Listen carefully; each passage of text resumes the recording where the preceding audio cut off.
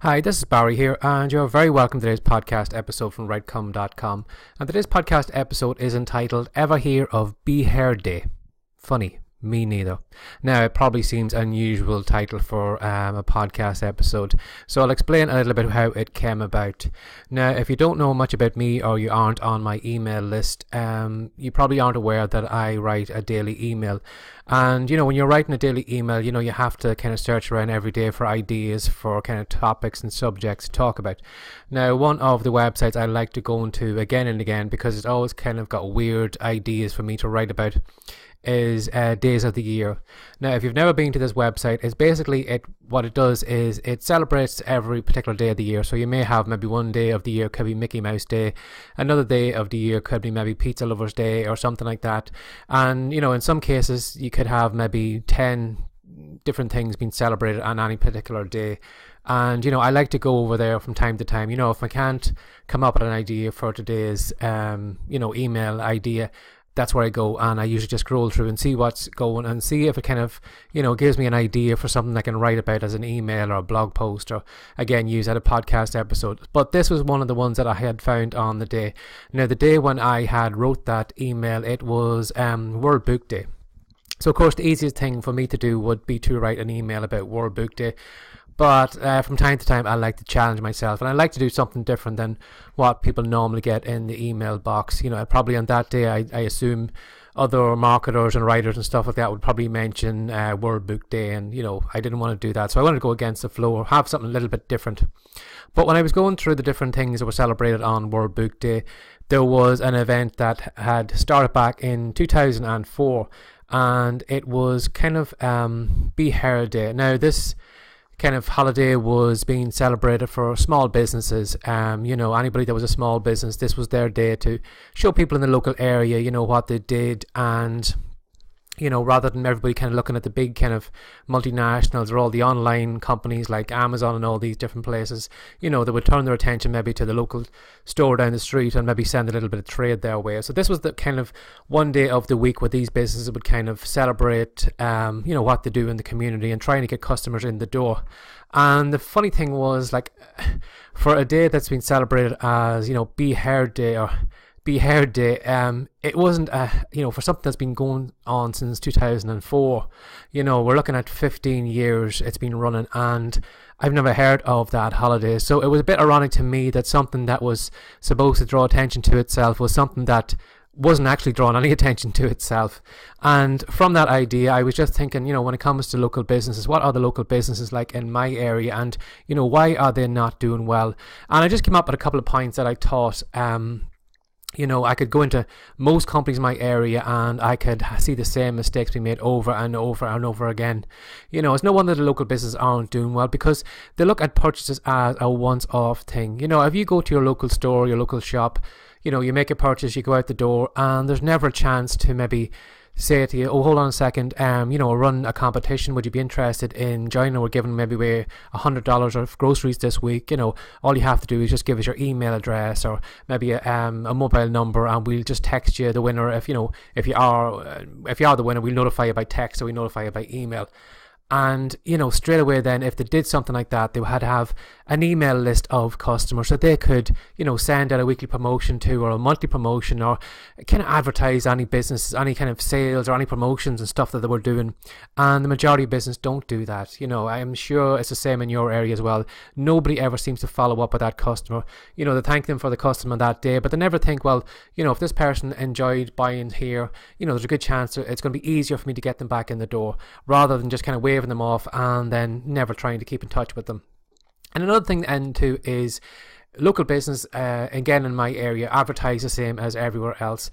I don't know where they got the idea of sticking maybe a Facebook badge on the back of the van, or an Instagram thing or something like that, and they feel that if they've got all these kind of social media badges on the back of the van, that straight away everybody's just going to stop their car, whip out the mobile phone and just type in that address and go straight to it, because that plumber's got a Facebook page, I must go over there. Or that carpet cleaner's on Instagram, wow, I have to see what videos he's posting and what images he's posting over there. And yeah, I know I'm being a bit sarcastic and those things, but it is true. How many times have you seen a badge on the back of a local plumber or carpenter or something like that, and you've gone over to the page to see what they were doing over there, and they're all looking at each other thinking, well, he's on Facebook, well, then I need to be on Facebook, or he's on Instagram, I need to be on Instagram. And yet they never give any kind of consideration to, well, what could make somebody leave what they're doing right now and come over to my Facebook page? Maybe has any of them ever actually maybe put maybe a slogan beside the Facebook page saying, come over, click on and join our Facebook page and get 10% off your next purchase, or something like that, or kind of giving you some kind of incentive to go over and visit the Facebook page, or show that they're an expert in what they do. Like, another thing that I rarely see happen in my area, and it's something any business could easily do, is to show that they're an expert at what they do. If you imagine a carpet cleaner or business, it doesn't take much for him just to clean a carpet in somebody's house or a business or whatever, and have somebody standing beside him with an iPhone just recording the whole process and just showing how clean this company can get the carpets, before and the afters. And maybe he could show off a little bit of tips, how you could get it, maybe an ink stain out of carpet, or how you could get maybe a wine stain or something like that, and how you can freshen up old carpets to make them look like brand new. Maybe if you could do maybe a series of videos, if you were maybe if somebody was thinking of selling a home, or a landlord was trying to rent it out, how could he make his carpets look the most presentable he could? And it wouldn't cost much time for somebody who's in that carpet business to record a couple of YouTube videos, put them up on the Facebook page, or put them up on YouTube or something like that, and send a leaflet to customers or whatever, or even on the back of the van have a kind of slogan saying, come on over here and watch these series of videos. Or again, even going to the local paper. There's nothing stopping any business going to a local paper and asking the editor, would it be possible if they could maybe just write a weekly article or a monthly article maybe on their business, where you could have maybe again, like a carpet cleaner doing like a weekly kind of tip of the week for carpet. You could have maybe a plumber who would show maybe the top 10 things you need to look out for before you have a massive leak in your house. Or maybe somebody who's a tiler saying, what are the 10 things you need to look out for, when you're going and hiring somebody to take care of your roof, that you're not going to be ripped off, and all those different things. And by having your article in the paper, it makes you look more of an expert. And as well as that too, you're getting the halo effect of the paper as well. You're not just seen as somebody who's just handing out an article. You have the kind of support of the local paper, and it lifts you up and puts you in a platform that you weren't there before.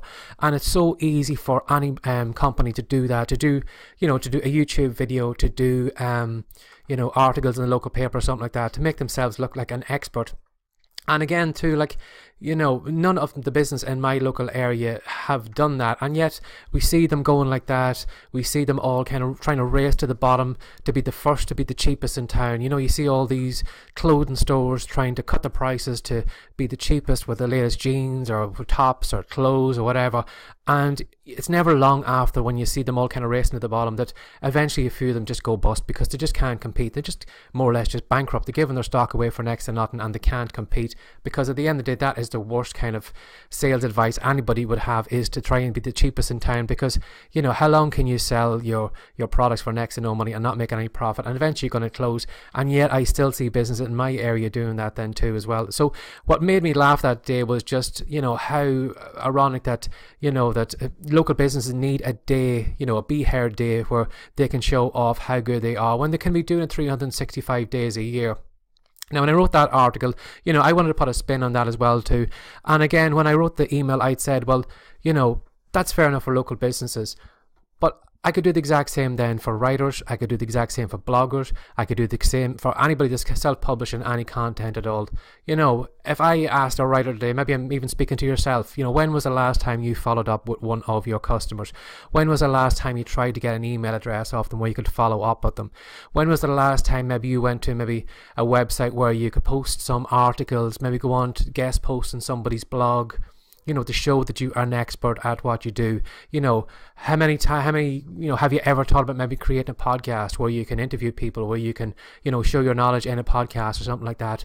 And all those things are so easy to do, and yet the majority of writers, bloggers, people who self-publish content, colouring books or whatever it is, they never do that. They never think of that, and then they always wonder then why they aren't as successful as they could be.